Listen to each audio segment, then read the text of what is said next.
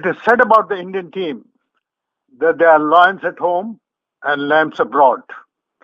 And this was proved in the forthgoing India-South Africa series.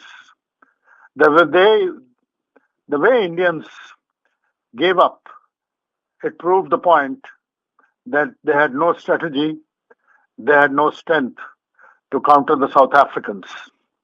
And once again, I come back to the basic point of not playing warm-up matches, which proved suicidal. In case they had played the warm-up matches, they have known the local conditions and they have known the local players as well. By not playing, the local players and the conditions remained unknown entity. The workout and the strategy to counter the local players and the local conditions could not be worked out. And this proved a big setback for the Indian team. One of the biggest flop of the Indian side was Rohit Sharma. He did not fit into the scheme of things. He has no footwork. He may be a good one-day player, but certainly not a test player. And to drop Anjike Rihane was fatal. The plus point in case of Rihane is that not only he is a good batsman with a very perfect technique, but is also the best fielder in the present Indian team. And this would have made a big plus to the Indian team. And I feel India could have had made a match of the series in case Rahane was there. The openers were not worked out well. Shikhar Dhawan has not done well.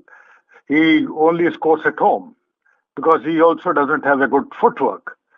And bringing KL Rahul in the first test itself would have been a good move, and therefore it might have paid off. Anyway, the wrong selection is one of the undoings of the Indian team. There is always a saying, horses for the courses. And India was not able to pick the right horses for the courses. At the New Land in Cape Town, there's a seaming track. And we went only with 4 bowlers and 6 batsmen. That's where there was a need for another bowler. Similarly, even our skipper was not able to do the pitch reading well. In the Centurion test, the South African captain, Faf du Plessis, said he was worried about the burnt grass. That is, he felt the wicket was skin-friendly. Whereas Virat Kohli said it's a lively wicket. India could have played Ravindra Jadeja because Jadeja is not only a good all-rounder but also a good left-handed batsman. And this would have done a lot of good to the India. Then shuffling of the middle order, here you send somebody up, somebody down, that was also a very wrong decision. And the most surprising, and I'll say a decision to drop Bhuvanesh Kumar defies all norms and all logics. Bhuvanesh always provides early breakthrough, and that puts pressure on the middle order. And he's not only a good opening bowler who uses the conditions very well, but he's also a very useful low-down batsman. And that's where India was not able to build up. Whenever there was a need for a lower-down batsman to score, we didn't find one. Then Indian attack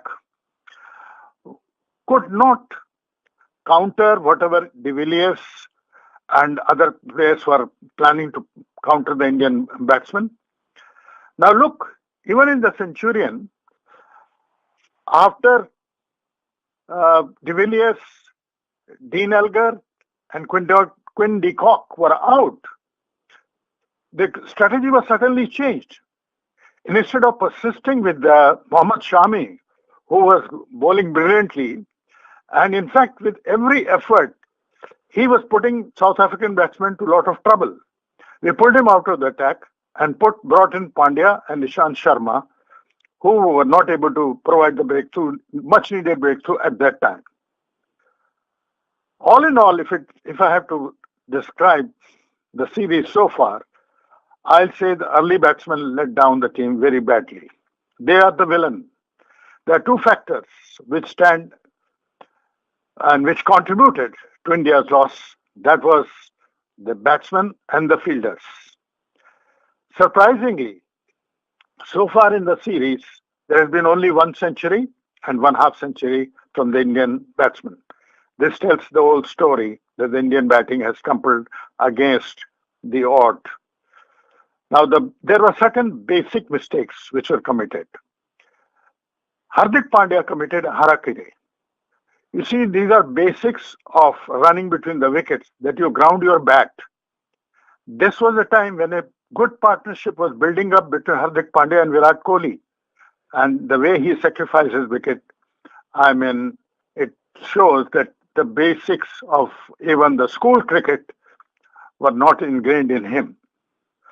Anyway, after all these shortcomings, inadequacies, and discrepancies which have been painted by me, I hope the Indian team recovers in time for the final test to save themselves from the blushes and give a good, if at all they are not able to at least win a test match to save their face, but at least give a good fight to the South Africans.